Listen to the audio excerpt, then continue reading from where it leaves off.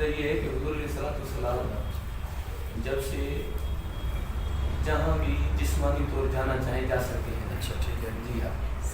لیکن ہم حضور علیہ السلام کے جسد انور کو روز انور میں مانتے ہیں. حضور علیہ السلام دنیا کی کسی بھی کونے میں جانا چاہیں, تشریف لے جانا چاہیں تو لے جا سکتے ہیں. جی ہاں, یہ ہے حاضر ناظر یعنی نور نبوت روحانیت علم حقیقت کے ساتھ حاضر ناظر آیا ہے نا. جی, تو نور نبوت روحانیت اور علم حقیقت. جی, تو روحانیت سے روح مراد ہے, مراد ہے آپ صلی اللہ علیہ وسلم.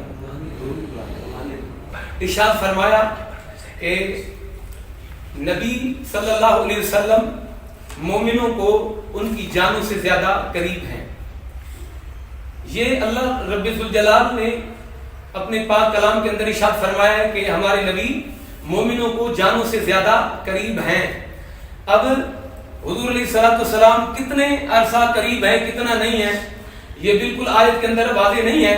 تو اس آیت کو مطلق سمجھا جائے گا کہ ہمیشہ ہمیشہ اللہ کے محبوب علیہ السلام تمام مومنین کے ساتھ قریب ہیں.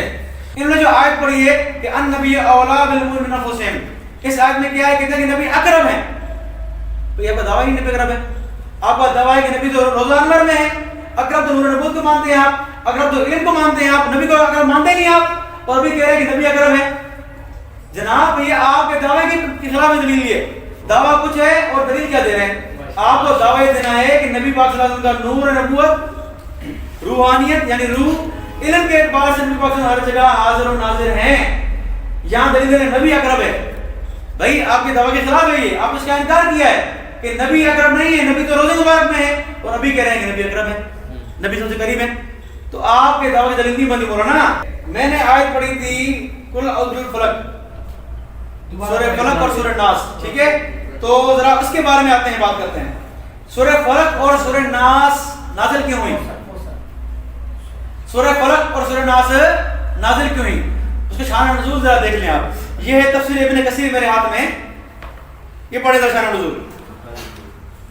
اچھا, وہ کہتے ہیں کہ ان عائشہ رضی اللہ تعالی عنہا قالت لبس النبی صلی اللہ علیہ وسلم ستۃ اشہر یرا انه یاتی ولا یاتی. اس جادو ہوا آپ صلی اللہ علیہ وسلم پر, تو کیا ہوا؟ اما عائشہ فرماتی ہیں کہ آپ صلی اللہ علیہ وسلم یہ خیال کرتے تھے کہ میں نے اپنی عورت سے ہم مشری کی یا نہیں کی ہے. اب ان کے عقیدے کے مطابق نبی ہر جگہ موجود ہیں, سب کو دیکھ رہے ہیں, لیکن 6 مہینے تک پتہ نہیں چلا کہ میں جمع کر رہا ہوں نہیں کر رہا, میں کیا کر رہا ہوں کیا نہیں کر رہا. 6 مہینے تک پتہ نہیں چلا. سبحان اس سے اللہ. ثابت ہوا کہ 6 مہینے تک ان کا عقیدہ غلط ثابت ہوا. سبحان اللہ. موجبہ کلیہ کے دلیل ہر وقت جزیہ ہوتا ہے. ان کا موجبہ ہے کہ نبی ہر وقت ہر جگہ حاضر ناظر ہیں, تو 6 مہینے کام لیں گے کدھر سے؟ سبحان اللہ. تو ان کا موجبہ کلیہ ٹوٹ گیا, ٹھیک ہے. تو 6 مہینے تک کیا فرمایا معاشہ نے کہ نبی پاک صلی اللہ علیہ وسلم پتہ نہیں چلا کہ میں کیا کر رہا ہوں. سورہ توبہ میں اللہ تعالیٰ نے واضح فرمایا کہ اے نبی آپ کے آس پاس منافقین ہیں, آپ کے آس پاس منافقین ہیں, آپ ان کو نہیں جانتے. لا تعلمهم نحن نعلمهم. اے نبی آپ کے آس پاس جو گاؤں ہیں وہاں کیا ہیں؟ منافقین ہیں. لا تعلمهم, اے نبی آپ ان کو نہیں جانتے. نحن نعلمهم, اللہ کہتا ہے ہم جانتے ہیں ان کو, آپ نہیں جانتے. سبحان اللہ. تفسیر دیکھیں, اپنی بات نہیں کر رہا, یہ تفسیر بیضاوی, ماشاءاللہ. تفسیر بیضاوی دیکھیں. لا تعرفهم بأعیانهم, لا تعرفهم, اے نبی آپ جانتے نہیں ان کو. سبحان اللہ. ہر جگہ موجود ہیں لیکن کیا ہے, جانتے نہیں ان کو, ٹھیک ہے جی. پھر آگے ہیں اخفا علیک حالهم, آپ سے ان کا حال مخفی رہا, آپ سے ان کا حال مخفی رہا. ماشاءاللہ. ہر چیز کو دیکھ رہے ہیں, ہر چیز کو رہے ہیں, ہر چیز کا علم ہے, لیکن پھر بھی آپ کے پاس منافقین کے آپ سے منافقین کا حال مخفی رہا. یہ ہے تفسیر بیضاوی, میں اپنی بات نہیں کر رہا. خازن دو بھائی خازن. اللہ نے جو حضور کو فرمایا لا تعلمهم نحن نعلمهم, تم انہیں نہیں جانتے ہم انہیں جانتے ہیں, تم انہیں وهو كقوله تعالى لا تعلمونهم الله يعلمهم, والمعنى انهم تمردوا في حرفة النفاق فصاروا فيها استاذين. اس کا مطلب یہ ہے, یہ جو عام محاورہ ہم استعمال کرتے ہیں کہ تم فلاں کو نہیں جانتے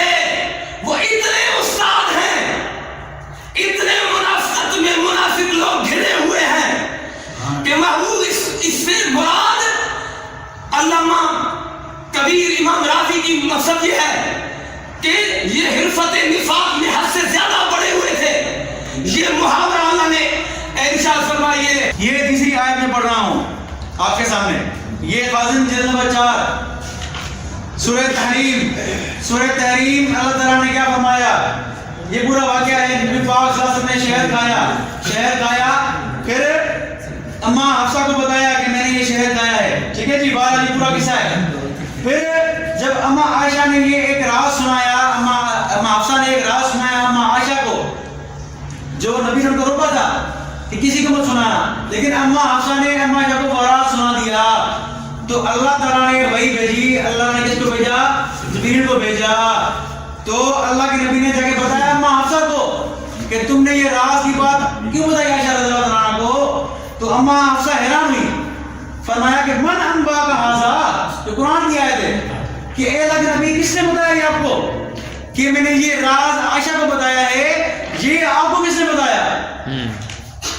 یعنی حفصہ نے پوچھا من انبا کا حاضا اے من اخبر کا بینی افشیت السر, کہ اے نبی میں نے یہ راز فاش کیا ہے, کس نے بتایا آپ کو؟ اب ام المؤمنین ہیں, نبی گھر والی ہیں, وہ کیا بول رہی ہے کس نے بتایا آپ کو؟ یعنی ان کا کیا کیا تھا کہ نبی کو نہیں بتا, ہر چیز نہیں دیکھ رہے, نبی ہر چیز نہیں دیکھ رہے. یہ کس کا ہے؟ امہات المؤمنین کا. اماں حفصہ نے فرمایا من انبا کا حاضا, یہ کس نے بتایا نبی آپ کو؟ تو ہمارا کتاب وہی ہے جو الحمدللہ امہات المؤمنین کا ہے, ہماری ماؤں کا ہے الحمدللہ. اپنے پاک قرآن میں اپنے حبیب علیہ الصلوۃ والسلام کی حاضر اور ناظر کو بیان کرتے ہوئے اللہ نے قرآن میں کیا فرمایا؟ یا ایھا النبی انا ارسلناک شاہدا ومبشرا ونذیرا, اے نبی بے شک ہم نے تمہیں حاضر و ناظر بنا کر بھیجا, تمام مخلوق پر گواہ بنا کر بھیجا. مولانا یہ شاہدن کی معنی کیا ہے؟ میں تمہیں حدیث سے دکھاؤں گا. خازن کا تیسرا جلد کھولو, خازن کا تیسرا جلد نمبر 3. خازن میں کیا ہے؟ وکیل شاہدن علی الخلق کلہم یوم القیامہ. جلدی کرو سے صفحہ نمبر 403 اس پر یہ لکھ لیجئے, شاہدن علی الخلق کلہم یوم القیامہ. اے دل پر ہم نے تمہیں تمام خلق پر گواہ بنا کر بھیجا, تمام خلق پر گواہ بنا کر بھیجا. یہ میرے آقا کریم علیہ الصلوۃ والسلام کی حاضر و ناظر پر دلیل ہے. صحیح یہ نکالے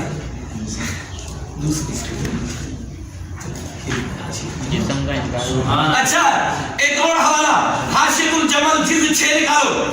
اس میں بھی لکھا ہے کہ اے محبوب علی شاہدن علی من ارسلت الیہم. جلالین میں یہ موجود ہے. آ رہے ہیں میرے بھائی, 6 جلد نکالو بیٹے, جلدی کرو. صفحہ نمبر کھولو 180. مولانا کو بڑی جلدی لگی ہوئی ہے. یہ قرآن کی تفسیر ہے, اس میں اللہ تعالیٰ نے واضح فرمایا ہے کہ اللہ تعالیٰ نے موسیٰ علیہ السلام کے بارے میں, جب اللہ نے موسیٰ علیہ السلام کا واقعہ پیش کیا تو اللہ نے کیا فرمایا کہ جب موسیٰ علیہ السلام کو ہم نے نبوت دی, موسیٰ علیہ السلام نے ہمیں وحی بھیجی, تو کیا ہے وما كنت من الشاہدین. موسیٰ علیہ السلام کے دور میں آپ شاہد ہیں, یعنی حاضر ناظر قرآن کی نہیں ہے. قرآن فرما رہا ہے کہ آپ موسیٰ کے دور میں حاضر ناظر نہیں تھے. شاہد کے معنی کیا کیا انہوں نے؟ حاضر ناظر, جو دیکھے, جو دیکھتا ہو تو حاضر ناظر ہو. تو موسیٰ کے دور میں حاضر ناظر نہیں تھے. بندہ عقیدہ ختم ہو گیا کہ جب سے پیدا ہوئے تب سے دیکھ رہے ہیں آپ. اب ذرا دیکھیں یہ خازن میں علامہ صاحب نے مدارک بھی ہے, مدارک بھی کیا فرما رہے ہیں؟ وَآتَيْنَاكَ الْعِلْمَ بِقِصَصِ الْأَنْبِيَاءِ وَقِصَّةِ مُوسَىٰ كَأَنَّهُ قَالَ وَمَا كُنْتَ شَاهِدًا لِمُوسَىٰ وَمَا جَرَىٰ عَلَيْهِ وَلَٰكِنَّا أَوْحَيْنَا إِلَيْكَ. آپ وہاں موجود تھے, ہم نے وہی کی ساری چیزیں, ہم نے وہی بھیجی. آپ وہاں شاید حاضر نہیں تھے. یہ کہہ رہے ہیں کیا نبی حاضر ناظر ہیں. اللہ نے فرمایا وہاں کو تم نے شاید, آپ شاید نہیں, آپ یقین کے مطابق حاضر ناظر نہیں. یہ پڑھی یہ ہے اذ لا فرق بین موتہ وحیاتہ فی مشاہدتہ لامتہ ومعرفتہ باحوالہم وعزائمہم وخواطرہم. ہائے ہائے, یہ مولوی کیا کہتے ہیں کہ حضور کو کس چیز کا پتہ نہیں ہے. یہ کیا کہہ رہے ہیں کہ حضور جس طرح امت کا مشاہدہ مشاہدہ ظاہری حیات میں کرتے تھے، اسی طرح ظاہری وصال کے بعد اور ہمیں کیا فرمایا کہ اپنی دلوں کو مانگ رہے ہو جی. تو میرے دوستو اس نے آگے کیا لکھا ہے؟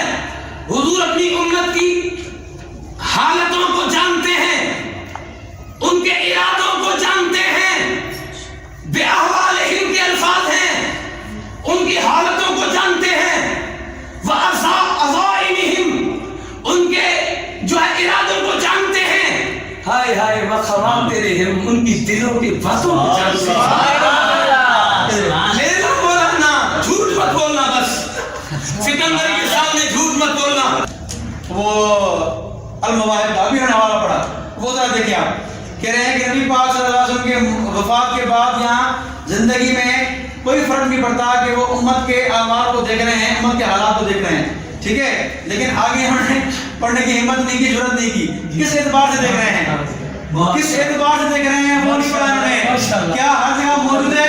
اس اعتبار سے جانتے ہیں اعمال کو، یا اعمال پیش ہوتے ہیں روزہ انور میں اس اعتبار سے پیش ہوتے ہیں جو جانتے ہیں اعمال کو؟ یہ وہی دیکھیں. واہ واہ. کذربا ابن مبارک ان سعید المسیب لیس من یوم الا ویعرض عن النبی صلی اللہ علیہ وسلم اعمال امتہ. نبی پاک